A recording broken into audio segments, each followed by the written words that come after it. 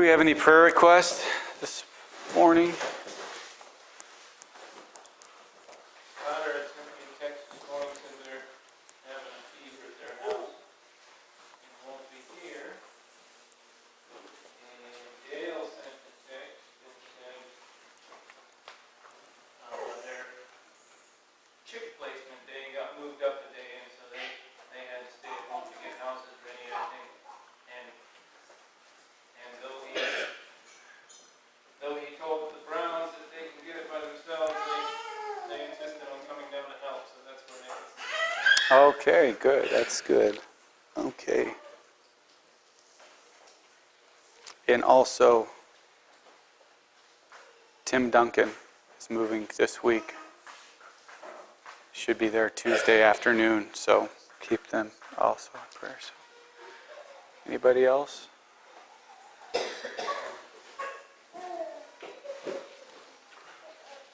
Okay. God in heaven, we do thank you for this good day. We thank you so much for the rain. We thank you for this cool weather that you've given us the last 3.5 days. It has been just a pleasure to even be alive and walk around, feel the weather outside. We thank you for Jesus. We thank you for you and all that you do for us. Thank you for the brothers and sisters here.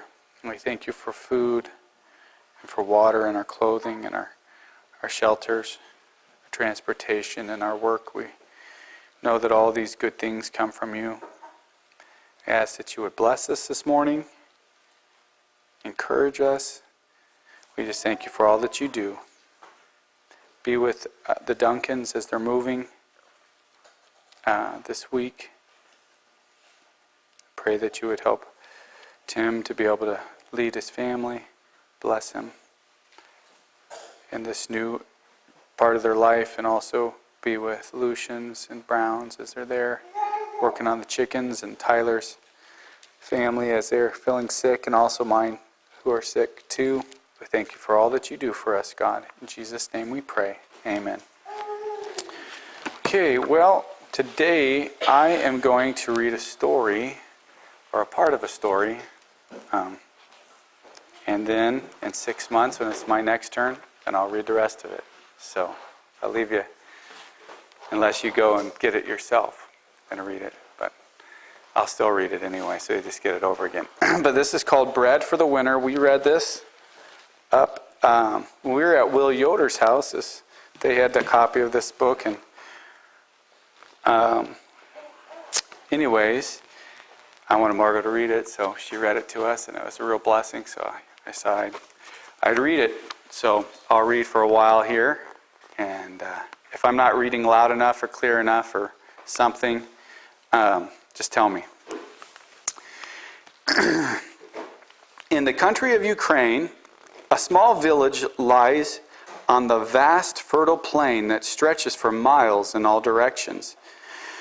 This village is not nearly as old as many other towns in Ukraine, for it is not even 100 years old. In fact, it was just 6 years old in 1936 at the time this story happened.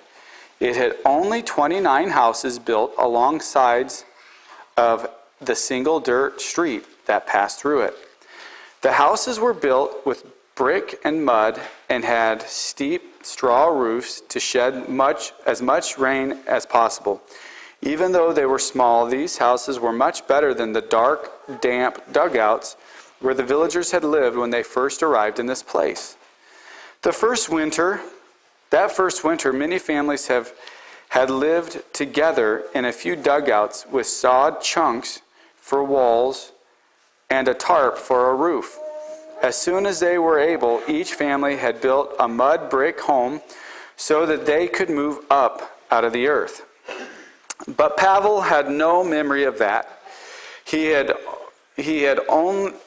been only 2 years old when he and his parents moved to Ukraine. For Pavel, this was now the very best place he could ever imagine. In the summer, the sun was warm and pleasant on the gardens and fields.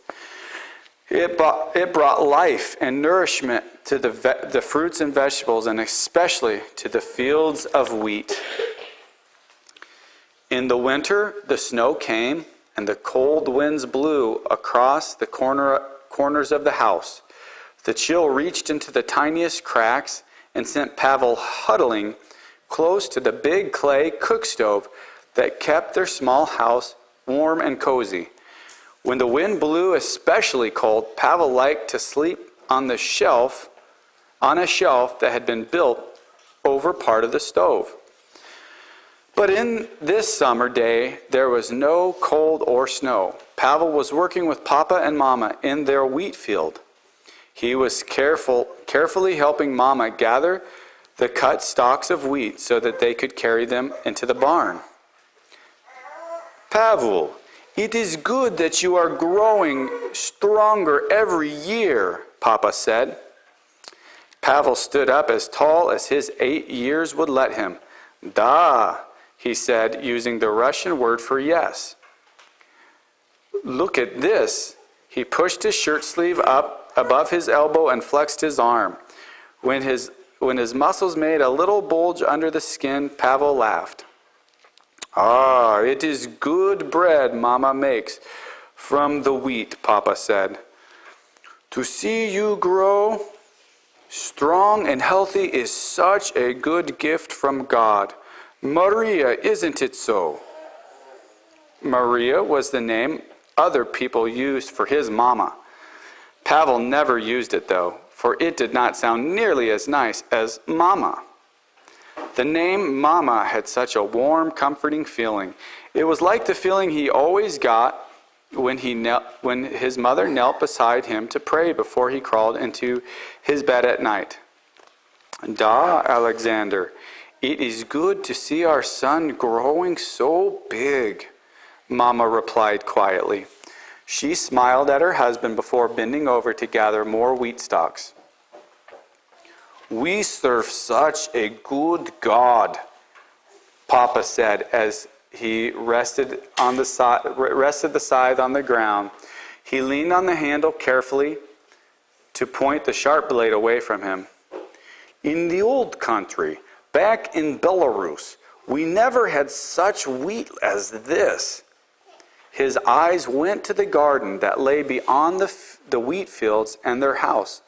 We never had such a wonderful garden of vegetables either.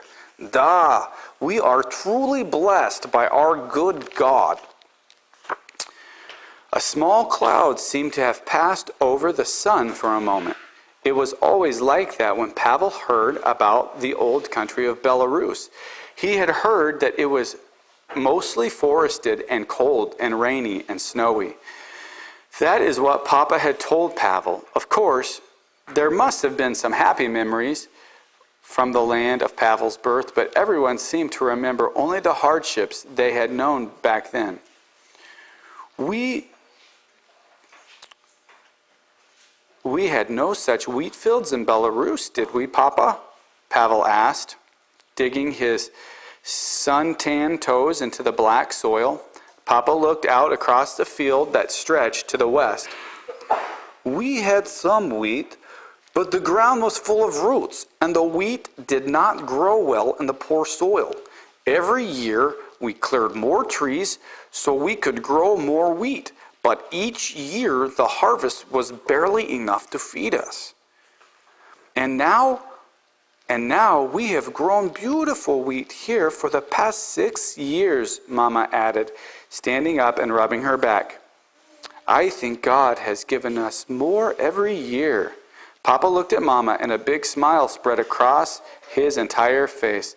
Da, Maria, he said gratefully. For a moment, he bowed his head and closed his eyes. Pavel bent over and continued gathering wheat stalks into bundles. This made it easier for Mama to pile the wheat stalks on the cart that was pulled by their horse, Big Red. When Papa opened his eyes and took the scythe in his strong hands once more, he smiled and winked at Pavel. Pavel giggled and ducked his head. He knew what Papa had been doing. Papa had been thanking God when he closed his eyes and bowed his head. He did that a lot. All afternoon, the three worked together. Papa swung the big scythe, and the ripe wheat fell in narrow rows. Pavel followed him and gathered the wheat into bundles. Mama collected the bundles and stacked them in neat rows on the cart. Then she clicked a big red. The horse walked carefully forward until she called brrr, rolling her R's. That was how they told a horse to stop in Russian. They had spoken the Russian language in Belarus, and they spoke Russian here in Ukraine. Papa had explained to Pavel that the country of Russia had conquered both Belarus and Ukraine. That was why everyone was required to learn Russian. In school, it was the only language the students were permitted to use. Although Pavel grew hot and sweaty, he did not stop working during that whole afternoon. Why would he stop?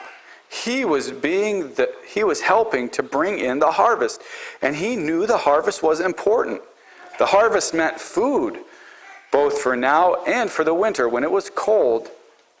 For the winter, when the snow would lie heavy and white on the land. There, it is all cut, Papa called after making the last sweep with the scythe.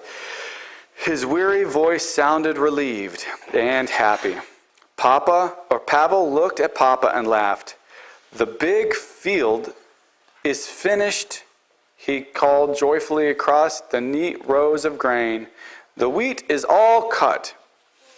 Mama put another bundle of wheat on the cart. She had to stand up on her tiptoes to reach high enough to stack it on the big load. She then, too, looked at Papa and smiled. What a good feeling, she breathed. Maria, you must stop now, Papa said as he walked towards Mama. You have worked enough for today. We will take the loaded cart to the barn now.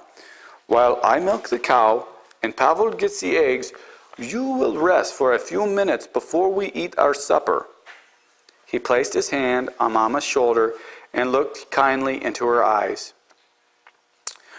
Are you feeling well? He asked gently. It was always that way. Papa was making sure that Mama did not work too hard. She is a hard worker and does not know when to stop, Papa sometimes told Pavel's uncles and aunts. I must not forget to watch out for her and tell her when to rest. Now Mama said, Oh yes, Alexander, I am feeling quite well. When we all work together to bring in the harvest, I feel like I have new energy. Just think how wonderful it is to have such a harvest. We must be so thankful to our God. Papa nodded. Then he looked toward the setting sun. I do not think we need to worry about rain, he said. We will leave the rest of the wheat in the field. Tomorrow, after the sun has dried the dew off the wheat, we can gather the rest. Pavel was happy to hear that. All afternoon he had wanted to know if they would work late into the night to get all the wheat into the barn. But he had not asked. He thought it might sound too much as though he was tired. He did not want his parents to think that he was weak. He was determined to help bring in the harvest. Pavel enjoyed every bite of his supper. He ate fresh tomatoes and cucumbers from the garden, a vegetable soup they called borscht, and thick slices of bread baked in the clay oven. Afterward, Pavel sat beside Papa on the wooden bench under the grape arbor. Papa, he said, as he always did after supper, please tell me a story. The stories Papa told were even better than the stories from the few books that Pavel had read. There were only a handful of books in the village, and Pavel had already read most of them. Those treasured books were passed from house to house. Everyone was very careful to keep them clean and treated them as gently as if they were alive. Tell about the trip to Ukraine, Pavel now suggested. Tell about the time when I was still a baby. Papa motioned for Mama to sit beside him. "Maria, let's rest now," he invited. Mama smiled and nodded agreeably. She sat down and folded her hands on her lap. With a tired but happy sigh, her face looked peaceful in the summer twilight. "I will tell you about the time before we moved here to Ukraine," Papa said, smoothing Pavel's hair.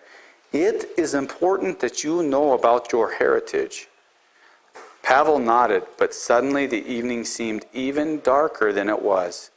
He wished he didn't have to hear that story, but he said nothing. "In Belarus, we men worked hard from morning until night, trying to make a living for our families," Papa began. "We chopped down trees and pulled the roots from the stubborn soil. We planted our seed and fertilized the plants with manure to help them grow. But in the thin sunshine, they grew very poorly. We planted the potatoes and watched as the first green shoots came up out of the ground. We kept daily watch for the bugs and picked them off the plants." Papa's voice paused. In the darkness, Pavel heard the sound of crickets chirping. He heard Big Red making chomping sounds in the barn. One of his cousins laughed somewhere down the street. "Sometimes," Papa continued, "the sun did not shine for days and our garden did not grow. The wheat looked yellow and only grew this high." Papa dropped his hand below his knee to show Pavel how poorly the wheat grew. "We prayed, and sometimes we got good crops, although most of the time we hardly had enough to eat. Then," Papa stopped and cleared his throat, "we had 3 bad summers in a row. We knew we had to do something to care for our families. All the believers got together one evening to pray and ask God what we should do to feed our children." Pavel thought about the good food that he had eaten for supper. He especially remembered the bread made from the wheat they grew in the field every year. "We had no bread." The dreadful words came from Papa's mouth. Pavel knew they were coming, but he held his breath like he always did when Papa said those words. No bread. How could anyone live without bread? Pavel could not imagine life without bread. He ate bread every day. In fact, he ate bread with every meal. In the morning, his family ate sliced bread with kasha, their hot breakfast cereal. When they had the rare treat of fried eggs, once again, they had bread. At lunchtime, they had bread along with hot potatoes or borscht or salad. In the evening, they ate bread once more with the leftovers from lunch or with whatever else Mama put on the table. Pavel simply could not imagine a meal without bread. "So, for one more winter, there was no wheat to make bread," Papa continued. "We talked to God and asked him what to do. And that is when Uncle Yori and Uncle Veniamin came here." Pavel interrupted. "Oh, that's when Uncle Yuri and Uncle Veniamin came here," Pavel interrupted excitedly. He liked this part of the story. He called both men uncle, even though only Yuri was his real uncle. True, Veniamin was also related to his papa, but he was not his brother like Yuri was. But it was always polite to call the older men in the village by the respectful title of uncle. All the women were also called aunt. Yuri and Veniamin were sent out on the train after we had all gathered together to pray for them. Someone had told us that there were jobs in the coal mines in the Donetsk. So the 2 men bought tickets to travel to the Donetsk. Pavel could not imagine how exciting it must have been for the uncles to ride on a train. Many times, Pavel had seen the train pass close by their village, just at the end of the street. It never stopped there because there was no train station. Sometimes he could see people looking out the windows as the train rumbled past. He often thought about Yuri and Uncle Veniamin. Say it again? Benjamin in English. Veniamin, maybe so. Headed toward the next, but never getting there. Papa nodded, as though reading his son's mind. They traveled for a long, long time. Finally, just up the tracks from here, at the station in Hapa, the train stopped and the two men stepped off. The train was to stop for a long time, and they were happy for the chance to walk about after the long ride from Belarus.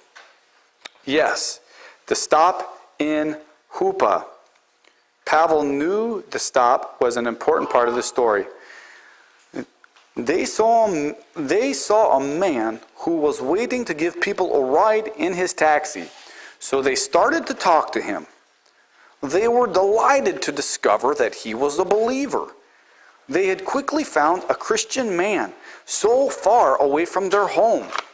Papa's voice rose with excitement as he recounted his story. They told the man that they were from Belarus and that they were going to Donetsk to look for jobs in the coal mines. They explained that they were sent by the prayers of the people from home.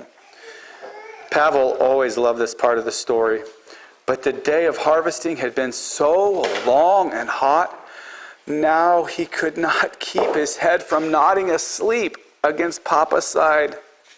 Uh-oh, Papa chuckled. The boy is getting too sleepy already. He smiled at Mama. Tell me more, Pavel begged, sitting up straight and looking into Papa's shadowy face. I want to hear the good part. The next part will have to wait. Papa smiled at Pavel, and Pavel knew it would do no good to beg. Da, Papa, he said obediently. He covered his mouth as a huge yawn came. But Pavel was still awake as he knelt with Mama on the floor beside his bed. Together they prayed to God. As he always did, Pavel thanked God for bringing them here to Brothers Village. It was called that because all the people in the village were Christian brothers and sisters. Pavel also remembered to thank God for the wheat and the bread, especially the bread. With another yawn, he dropped wearily into his bed. Before Mama could even go out the door into the front room, he was asleep.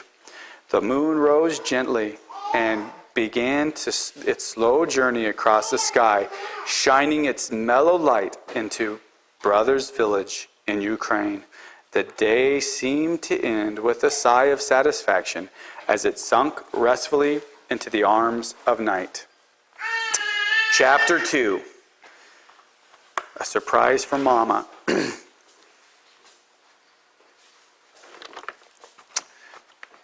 Cock-a-doodle-doo to you, Pavel said with a giggle to the big white rooster.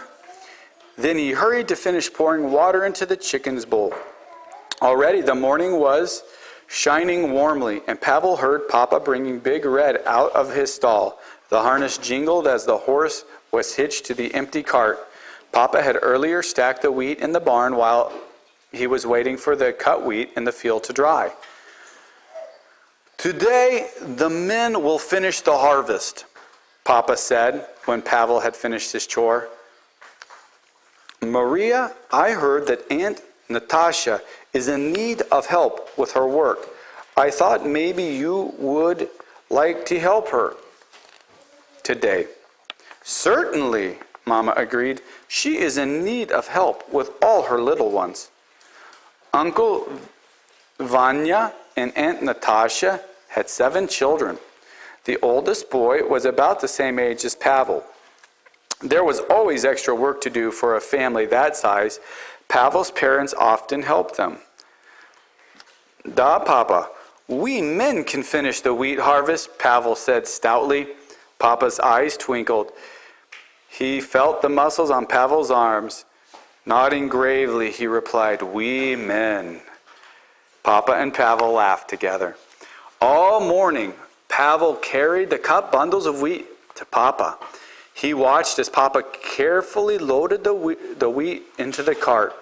Then he signaled to Big Red to move forward and stopped him by calling brrr, just as Mom had done the day before. When the cart was full, they walked beside the load while Papa guided Big Red into the barn. The bundles of wheat from the day before were neatly stacked along the wall. Pavel watched as Papa began a new stack. First, he placed several boards on the hard dirt floor. Then he laid a layer of wheat stalks all across the boards, letting the heads hang out over the front. He stacked the second layer in the other direction, making the stack stronger. Now the heads hung out on the right side. The third layer was turned to the back, and the fourth hung over the left side.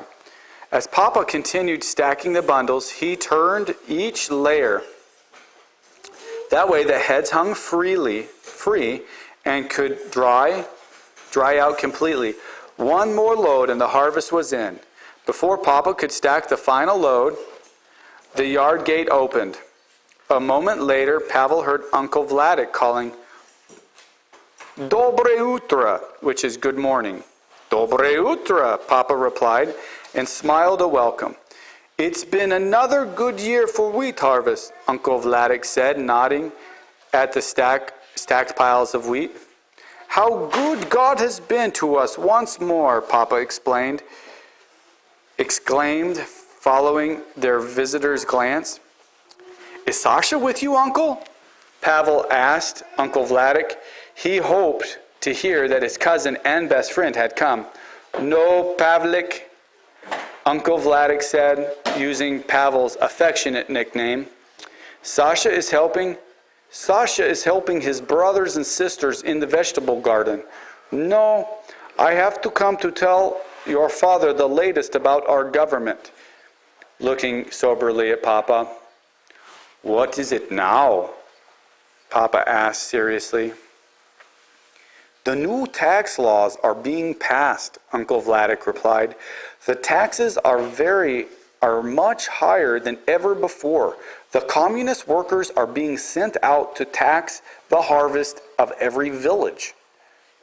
Pavel could hear the two men talking, but he didn't pay close attention. He had been hearing the grown-ups talk a lot about the changes in the government. Mostly, it had not seemed very important to him. While the men talked, he sat on the floor and played with the kittens that had come out of the hole in the straw a week before. He took a piece of straw and slowly passed it in front of the spotted kitten.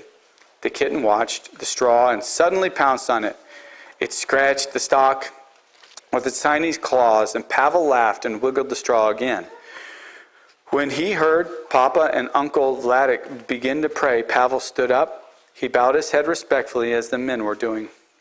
You are the same God who brought us here to Ukraine from our old home in Belarus, Papa prayed. You took care of us all during the journey and in the good years since then. We know you will continue to care for us in these troubling times. We will not doubt you now. You have proved yourself faithful, Lord, in all the times we have called upon you.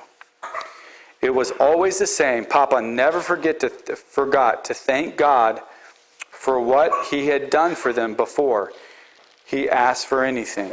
Pavel remembered that Papa had told him how much God loved it when his children were thankful. It is what God is waiting to hear, Papa had said. His ears are turned towards his children. He waits to hear our praises and thanksgiving. Now, as he listened to the men praying, Pavel felt sure that God would care for them. After all, he had cared for them as long as Pavel could remember. Finally, Uncle Vladik left. For a moment, Papa stood still, staring thoughtfully at his shoes.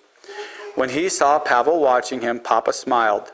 Now, he said, if we can get the last load off the cart, we will have time to finish the table. Mama will be surprised if the table is done when she comes home. Pavel nodded and smiled. He had watched Papa's skillful hands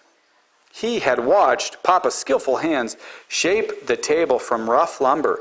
He had watched the legs being carved last winter as the family sat around the stove. Now the boards for the top had been smoothed and the table was almost done. Da, Mama will like the table, Pavel said. It will be much stronger than the old one. Papa chuckled. No more tumbling down table for Uncle Yuri when Uncle Yuri leans too heavily on it. They both laughed as they remembered the loose boards crashing down to the floor during a visit from their relatives. As Papa was fastening the boards to the table frame, Pavel remembered the unfinished story. Papa, he said, now you can finish telling me the story of how Brothers Village was started.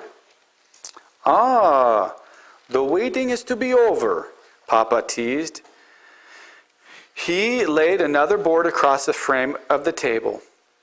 Cranking a hand drill, he began carefully boring a hole through the board. Pavel waited until the hole was finished before he replied. Da, tell how the taxman brought Uncle Yuri and Uncle Veniamin to this very place. He pushed the sharp plane across a rough part of the board. He rubbed the wood with his hand, checking whether it was smooth enough. Then he continued to plane thin shavings from the board. Will you see, he began. The taxi man asked them, why go to the nets to mine the coal if you are farmers? There is good land here. The soil is rich and black and grows wonderful wheat and vegetables. The government wants this land to be farmed and will give each family a small plot. You should ask God about settling here and farming this land. Rubbing his hand over the smooth board, Papa continued. The taxi man invited them to come and see this land where we now live. It was good, just like he had said. When the uncles finally got back to the train station, they found that the train had already left for Donetsk. Papa stopped the story while he drilled another hole. Then he continued. The taxi man said that might have been a sign from God. He advised them to pray about moving here instead. When the uncles prayed, they felt the blessing of God on this man's words. So instead of going on to Donetsk, they returned to Belarus and told us about this amazing happening. We all gathered together to pray and ask God if this was the place where we should move to. In the end, everyone felt that God was sending us here. 29 families prepared to make the long move from Belarus to Ukraine. We brought only the most necessary items, for we did not have any money to travel on the trains. We made wooden sleds and pulled our few belongings on them. Those who had horses hitched them to those sleds, but some people had to pull theirs by hand. Pavel looked at Big Red standing patiently in his stall. He tried to imagine their horse walking all the distance pulling the heavy sled.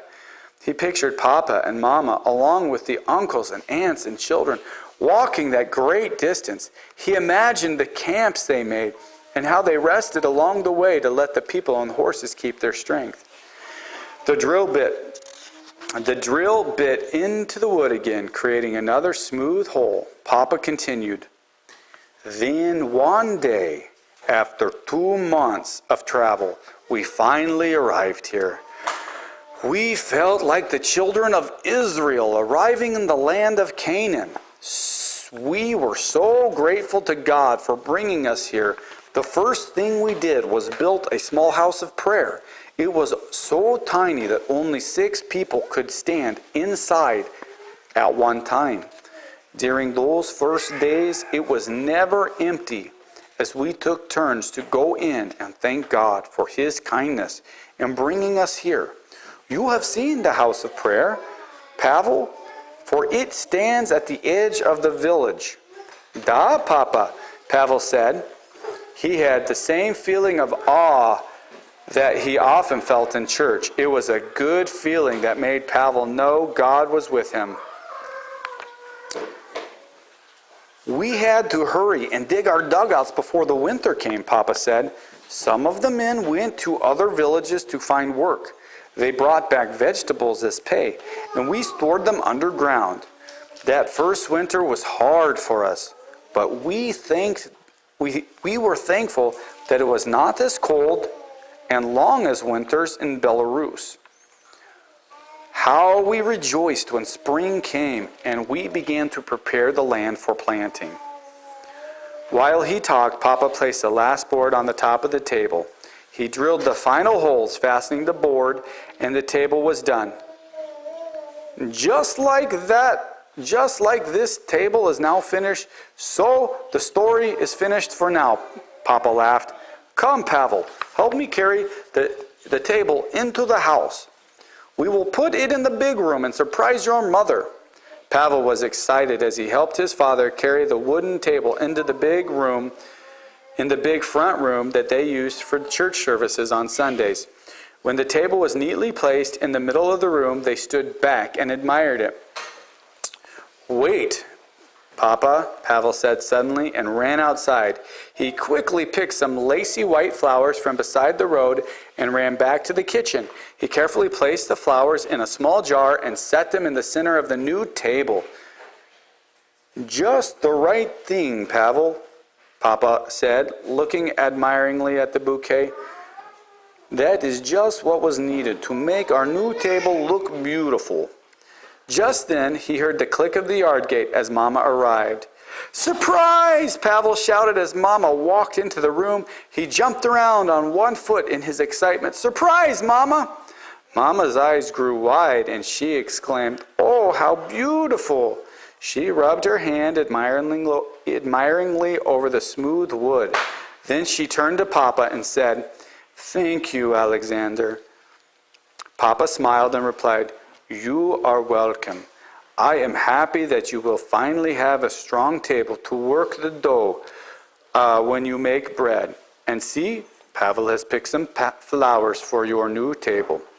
I see, Mama said, smiling at her son. My men have done more than just finish the harvest today.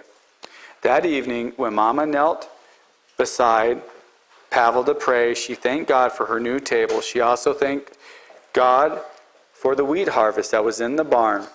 Then there was a little silence. Pavel could hear Papa in the next room reading out loud from his Bible as he did each evening. At Pavel's bedside, Mama continued to pray quietly. God, she said, I will not worry about the taxes. I will trust in you. Thank you, Jesus. Pavel wanted to ask about the taxes, but it made him feel nervous, so he stayed silent. Somehow, he was feeling the same way he always did when Papa talked about Belarus. Why did the fear buzz around in his head like a fly? Mama rested her hand briefly on Pavel's forehead, and the fear went away. He shifted into a comfortable position on the bed and watched as she left his little room to join Papa. Their low voices continued in prayer and reading. It was good that the wheat harvest was in. Pavel felt satisfied and happy as he fell asleep, thinking about all the good wheat in the barn. That night, small clouds began to gather over Brothers Village. They darkened the moon that was still making its way across the sky. Soon the autumn rains would come. Chapter 3 is called Clouds of Fear, but that is it for today.